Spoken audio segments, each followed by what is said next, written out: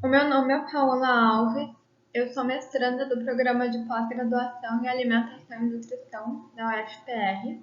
A aula de hoje ela faz parte da terapia nutricional das doenças cardiovasculares, mas vamos ter como foco na aula de hoje falar sobre a terapia nutricional nas dislipidemias, que também inclui a mesma terapia ali para aterosclerose. Nas demais aulas, a professora Bárbara vai estar falando sobre a terapia nutricional nas demais doenças cardiovasculares. Então, a aula de hoje, dislipidemia e aterosclerose.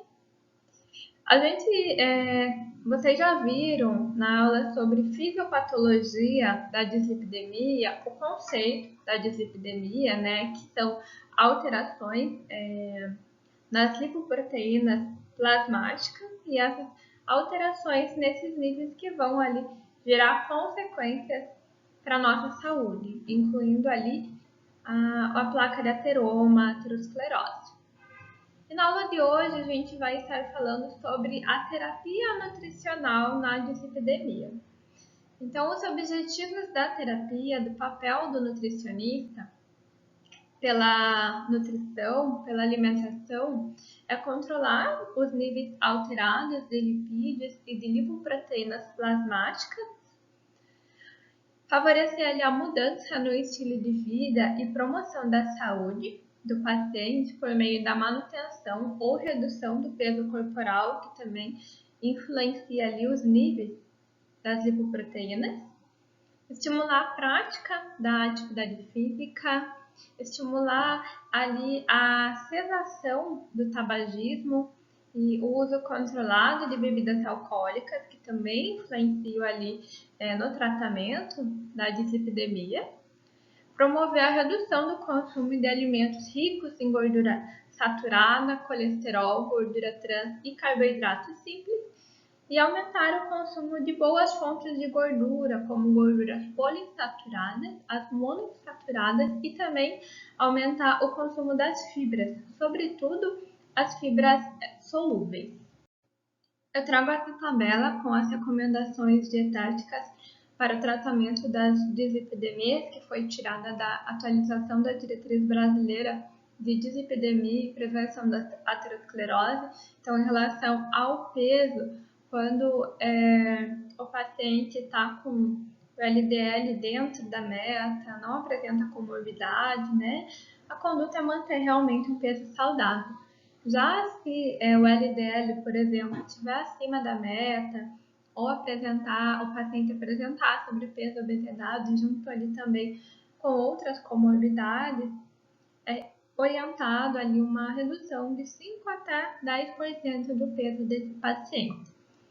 Em relação à gordura, ao valor calórico total em percentual de gordura, é recomendado ali entre 25 a 35% de gordura, mas o mais importante do que a quantidade total de gordura da dieta do paciente é a qualidade dessa gordura. Então, quando a gente pensa em gordura trans, que é uma gordura bem avaliada por estudos científicos e ela impacta ali no aumento do colesterol sérico, no aumento de outras lipoproteínas, né, exclui da dieta ácidos graxos trans, então sempre orientar o paciente para estar olhando a rotulagem dos alimentos para ver se o produto contém gordura trans ou não. Normalmente, o produto que tem gordura trans, agora, né, a lei exige o símbolo para o paciente identificar, ou às vezes não está presente o símbolo, mas ensinar o paciente a olhar o rótulo do alimento. Gorduras saturadas também, um consumo ali de no máximo 10% da dieta.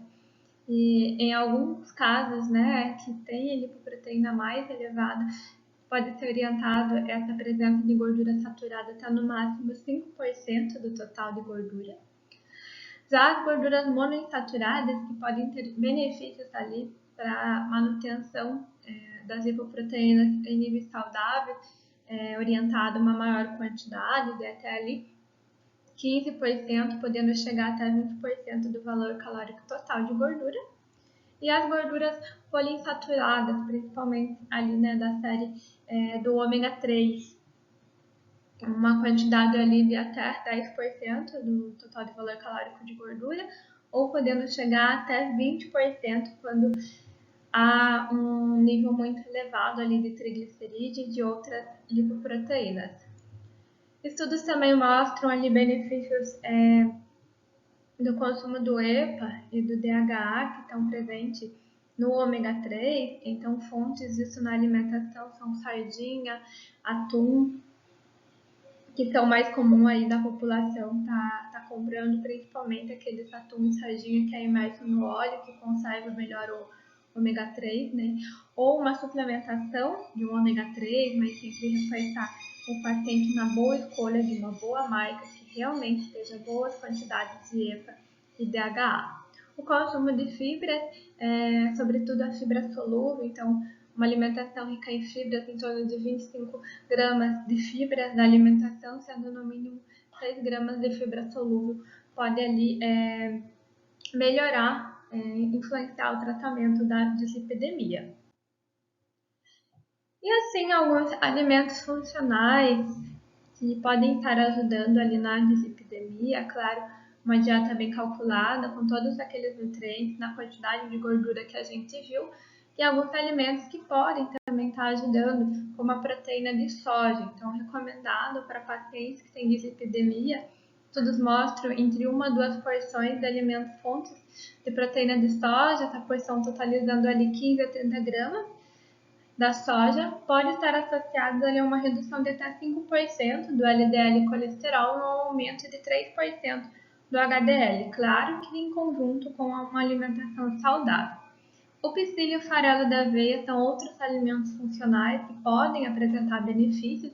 Então, o psyllium, uma quantidade de entre 7 a 15 gramas no dia, foi associada a uma redução de até 5,7 a 20,2% do LDL e uma redução de 2 a 14,8% do colesterol total. De forma semelhante, o farelo da aveia, numa quantidade de 3 gramas ao dia, em torno de 2 colheres de sopa da alimentação, também tem efeitos semelhantes ao psyllium, porque a aveia é fonte de beta-glucanas, uma fibra solúvel. E é importante, na prática clínica, não só falar para o paciente quais são os alimentos bons de estar encaixando, mas sim como ele encaixar na rotina.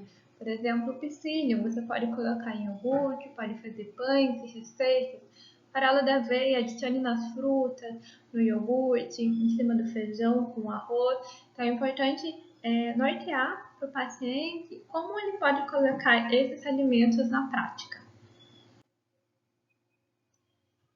Em relação à terapia farmacológica, isso é um papel médico, eu sempre reforço em cada aula, é papel, função médica, mas a gente, como nutricionista, é importante saber os medicamentos que o paciente toma para analisar se tem alguma interação droga-nutriente.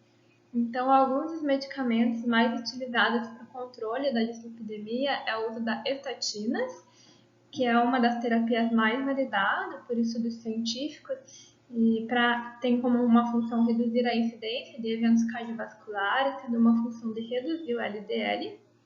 A ezetimiba, que reduz o LDL, resinas, que está associada ao uso da estatina com a função também de reduzir o LDL, fibrato e niacina para reduzir triglicerídeos e aumentar HDL, e o ômega 3, que é uma dose de 4 a 10 gramas ao dia, tendo uma boa quantidade de EPA e DHA, tem uma função aí de reduzir HDL, diminuir LDL, diminuir triglicerídeos.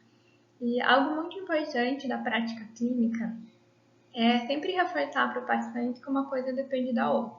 Que ele deve sim seguir as orientações que o médico deu, tomar os medicamentos que o médico orientou nos horários certos e cuidar da alimentação. Porque se ele toma o medicamento, mas não cuida da alimentação, isso não vai ajudar. E da mesma forma que muitas vezes só cuidar da alimentação e não tomar os remédios de modo correto também influencia. Então é sempre importante reforçar para o paciente que ele vai seguir as orientações do médico e vai seguir as orientações que você, nutricionista, está passando na consulta. Conclui a aula de hoje sobre a terapia nutricional na dislipidemia.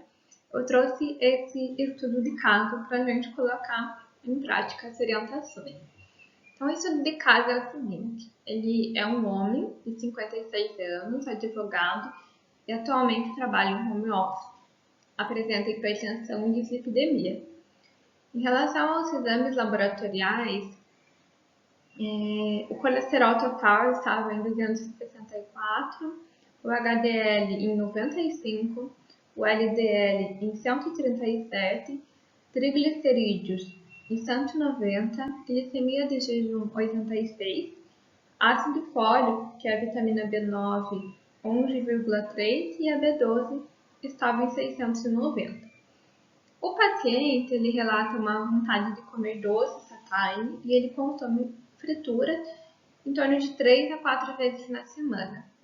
Fala que a função do intestino é regular, ele evacua uma vez ao dia e ele consome aproximadamente 1 litro de água ao dia. Na avaliação da antropometria, a altura dele 1,55, peso 78, o IMC deu 32,47, então aí ele apresenta uma obesidade e a circunferência abdominal em 105 centímetros. Foi coletado o recordatório 24 horas habitual, então, habitual de um dia típico do paciente, então ele acorda às 7 horas da manhã, o café da manhã às 7h30, ele consome 5 bolachas de leite, leite integral, Nescau, com açúcar. Então, tem a adição ali do Nescau e coloca mais o açúcar no Nescau. No lanche da manhã, ele repete a mesma refeição do café da manhã, ou ele come um salgadinho de pacote.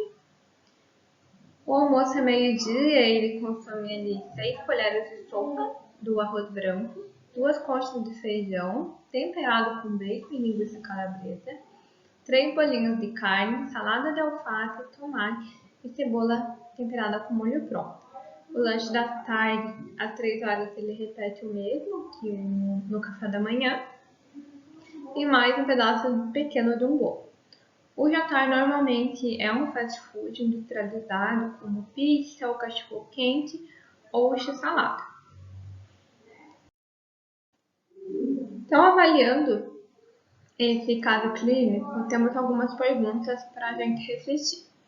A primeira delas é citar quais são os fatores determinantes para a obesidade desse paciente e esse quadro da dislipidemia. Então, se a gente for observar aqui, voltando no caso clínico, então, esse paciente, ele apresenta ali um elevado consumo de gorduras. Então, no recordatório 24 horas, a gente observa ali a presença de bacon, linguiça calabresa, também ali bolinho de carne, provavelmente frito, e ele relata também que ele consome fritura de 3 a 4 vezes na semana. Então, tem um consumo de gordura muito elevado. Além da gordura, ele também consome bastante alimentos refinados e açúcar, como ali destaca consumo de salgadinho, consumo de fast food, né? Então, pizza, hambúrguer,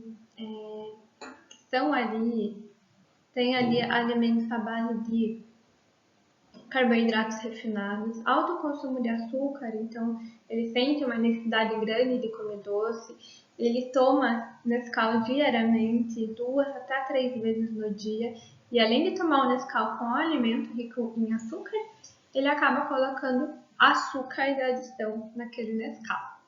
Então tem o consumo de industrializadas e tem ali no estudo de caso não fala exatamente sobre atividade física, mas provavelmente é uma pessoa sedentária, trabalha em home office. Então, tem diversos fatores analisando ali que a gente vê que leva ali o paciente a ter ali um ganho de peso e também interfere ali nos fatores dos exames laboratoriais do perfil lipídico. E se a gente for pensar nos fatores, quais são os fatores do caso que devem ser considerados na elaboração da conduta dietoterápica? Então, para mim, elaborar um plano alimentar para esse paciente e as orientações, o que eu tenho que analisar? O estilo de vida desse paciente, então, sempre está fazendo uma anamnese bem completa sobre os hábitos, o estilo de vida, preferências, o que ele gosta, o que ele não gosta. Também se ele fez alguma dieta anterior, quais são as dificuldades dele em seguir um plano alimentar para que ele consiga ter adesão. Avaliar sempre os parâmetros laboratoriais, então ali no estudo de caso já estava os exames, e sempre perguntar para o paciente qual foi a última vez que fez o exame de sangue. Então, para ver se aqueles exames são recentes, são nos últimos 6 meses, e analisar para ver o que está alterado. Naquele caso era o perfil lipídico. Os demais parâmetros estavam bons. Então, analisar o perfil lipídico, avaliar o tipo da dislipidemia, para daí passar as orientações. Né? Então, avaliar tanto a parte fisiológica quanto a parte do estilo de vida desse paciente é importante. Fazer o cálculo quantitativo ali das calorias do recordatório de 24 horas para analisar quantas calorias o paciente consome no dia, para que você monte ali um plano alimentar que vai ajudar no emagrecimento. Só que não é claro que é importante calcular a taxa metabólica basal, ver quantas calorias precisa, mas se o paciente consome X calorias, eu não vou colocar tão abaixo. Eu vou diminuir essas calorias gradativamente para que o paciente ali consiga seguir. Quando a gente pensa na proposta da conduta dietoterápica para o controle de peso e dessa dislipidemia, quais são as condutas, os alimentos e as orientações que serão incluídas nesse plano alimentar e as mudanças qualitativas? Então, é sempre importante passar para o paciente o que fazer, o porquê fazer e o como fazer. Se você só fala para ele o que fazer e não explica o porquê e o como, ele não vai fazer.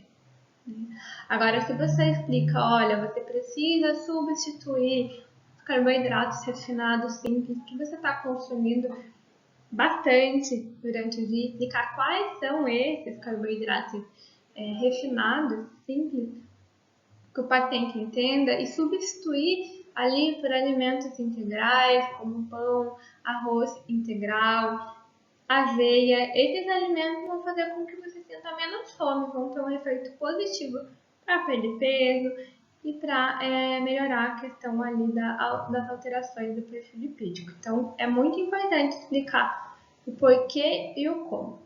Então, ali falamos sobre essas substituições desses carboidratos por carboidratos de melhor qualidade. Então, como a gente viu na aula de fisiopatologia, não é só a gordura que vai interferir na questão do colesterol, mas o nosso fígado ele produz colesterol. E quanto mais carboidratos simples tem na alimentação, mais colesterol o fígado vai estar produzindo. Então, é importante ali ter esse controle. E explicar, né, que vai ajudar na saciedade no perfil lipídico. E também mostrar para o paciente como ele pode estar incluindo, por exemplo, a aveia. Né? A aveia, como você pode colocar no iogurte, você pode colocar na comida, você pode colocar nas frutas e explicar o como utilizar. Explicar sobre a importância no aumento no consumo de fibras, sobretudo ali fibras solúveis, então está adicionando na alimentação a aveia e o psyllium que a gente viu na aula, que podem ali trazer benefícios para o colesterol em conjunto, perfil lipídico em conjunto com uma alimentação saudável. Orientar lá em relação ao almoço e jantar, mostrar para o paciente, sempre usar os materiais educativos mostrando, ó, vamos trabalhar em cima do prato saudável, mostra o prato saudável como está nessa imagem abaixo, metade do prato salada, talvez essa salada inclua ali algumas sementes como chia, linhaça, gergelim para ter mais fibras, usar um azeite de oliva, e na outra metade dividir entre carboidrato, a leguminosa, que é a proteína vegetal, e a proteína animal, sempre falando em uma linguagem simples. Quais são os carboidratos para incluir? O que é a proteína vegetal? Quais são os tipos de carnes com pouca gordura, preparadas de modo que não seja frito e imerso na gordura. Lembrar de não misturar muitos tipos, né? Arroz ou a batata ou macarrão, mas não misturar. Explicar sempre numa linguagem fácil para o paciente. Estimular também ali o consumo de água, explicando qual é o impacto da água no corpo, qual a importância dela no emagrecimento, no perfil lipídico, para a saúde de modo geral. estimular ali uma meta mínima de 2 litros de água ao dia, falando para o paciente sempre andar com a garrafa de água ou colocar o despertador para tocar no momento de tomar água para ele lembrar e aumentando gradativamente, que vai ajudar. Além disso, conversar sobre a atividade física, claro que não é papel do nutricionista passar uma atividade física, mas estimular ele a fazer uma prática de atividade física, falando sobre a importância dela para a saúde. Também perguntando se tem alguma limitação, que não possa fazer algum exercício, que alguns pacientes podem ter um problema no joelho, uma artrose, sempre conversar e se necessário, encaminhar um profissional de educação física para uma avaliação, mas reforçar a importância de uma alimentação saudável com a atividade física. Então, a aula de terapia nutricional na dislipidemia seria isso. Então, falemos um pouco sobre a parte teórica e como colocar essa parte teórica na prática do consultório, na prática clínica. Lembrando que muitas vezes não vai chegar um paciente, eu no consultório, quando chega um paciente que tem dislipidemia, normalmente ele chega também com diabetes, com hipertensão, então é ter um cuidado integral na saúde desse paciente, muito importante. Por isso que a anamnese bem feita, bem completa, é importante para nortear nossas orientações. E eu deixo aqui as referências. Qualquer dúvida, é só entrar no meu contato, eu posso disponibilizar pedir para a professora Bárbara disponibilizar um e-mail e eu fico à disposição.